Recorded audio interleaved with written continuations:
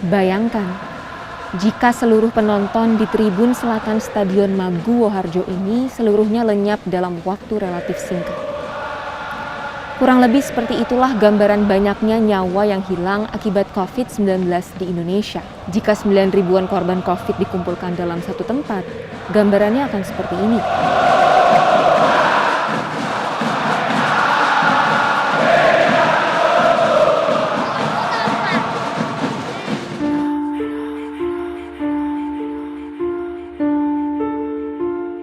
Apakah kamu tahu, mereka yang menjadi korban adalah orang-orang yang pada bulan Januari dan Februari lalu menjalani kehidupan secara normal. Tak ada yang menyangka, sebuah virus baru bisa membuat mereka bertemu maut hanya dalam waktu hitungan bulan. Kematian mereka bukanlah statistik semata. Kematian mereka juga berdampak bagi orang lain. Ada keluarga yang ditinggalkan, ada teman dan kerabat yang merindukan. Jika ada di antara kamu yang masih tak berempati karena menganggap korban kematian COVID hanya seluas tribun ini, eits, tunggu dulu. Kami menemukan data lain yang menunjukkan bahwa korban pandemi jauh lebih besar dari itu. Angka kematian disebabkan COVID di Indonesia per 1 September 2020 mencapai 25.507 orang. Angka itu akan semakin besar, sebab kita kini sudah hendak mencapai penghujung September. Jika dikumpulkan, jumlah itu akan memenuhi stadion yang berkapasitas 30.000 penonton.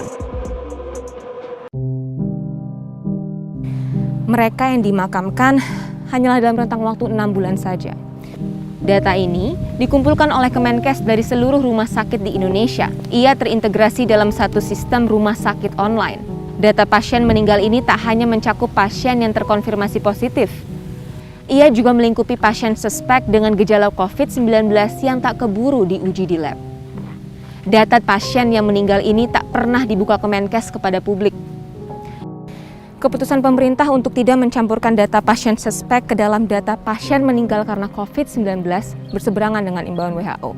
Sejak 14 April lalu, WHO menganjurkan pasien probable mestinya dihitung juga dalam data mortalitas pandemi.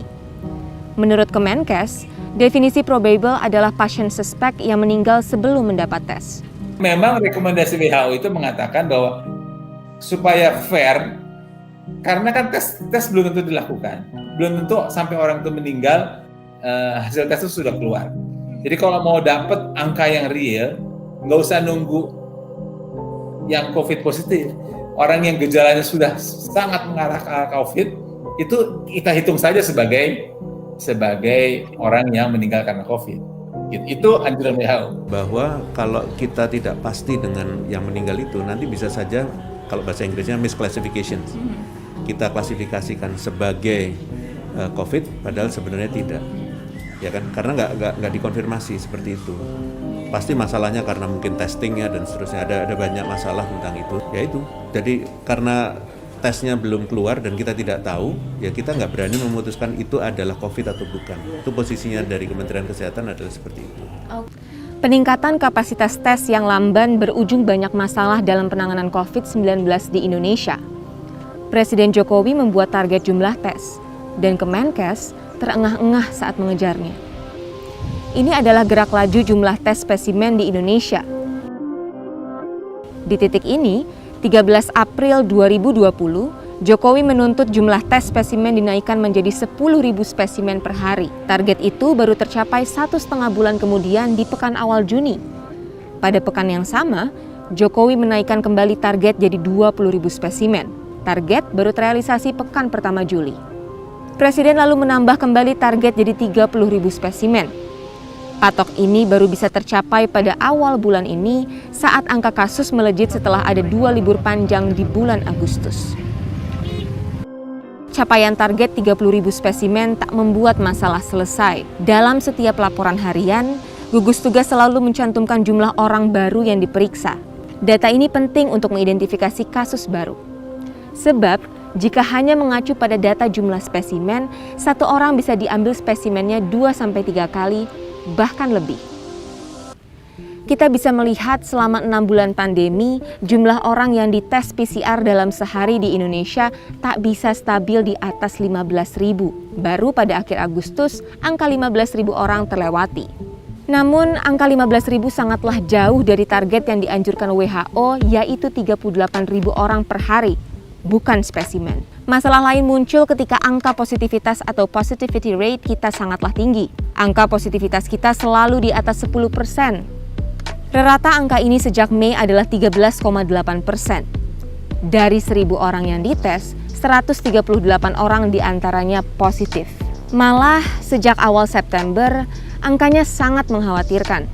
Ada 190 orang yang terinfeksi dari 1.000 tes. Angka ini sangat jauh dari batas toleransi WHO yang hanya 5%. Kalau kamu berpendapat standar WHO ini mengada-ada, mari kita bandingkan angka kita dengan angka positivitas negara lain. India misalnya, negara yang penduduknya luar biasa banyak dan punya kompleksitas mirip Indonesia.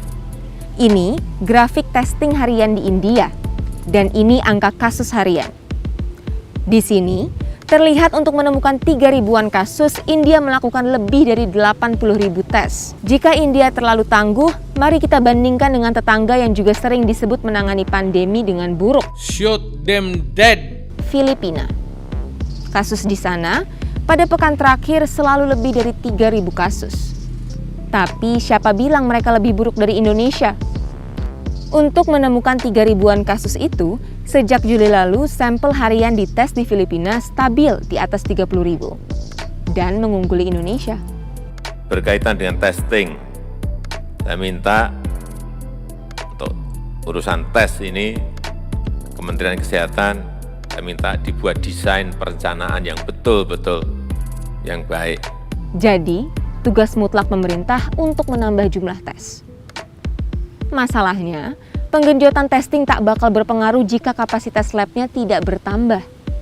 Faktanya, ada banyak lab yang tidak melaporkan hasil tes.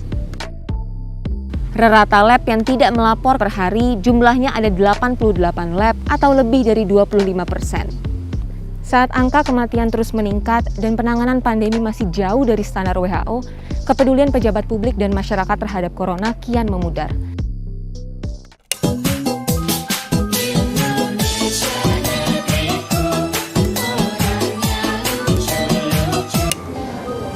Ketika kasus COVID-19 yang dicatat pemerintah masih 2 orang pada awal Maret lalu, masyarakatnya panik memborong sembako, masker, dan hand sanitizer. Tapi kini, saat pertambahan kasus mencapai 3.000-an orang per hari, daya tampung rumah sakit mulai limbung, tenaga kesehatan banyak yang terpapar, warga plus 62 malah semakin abai.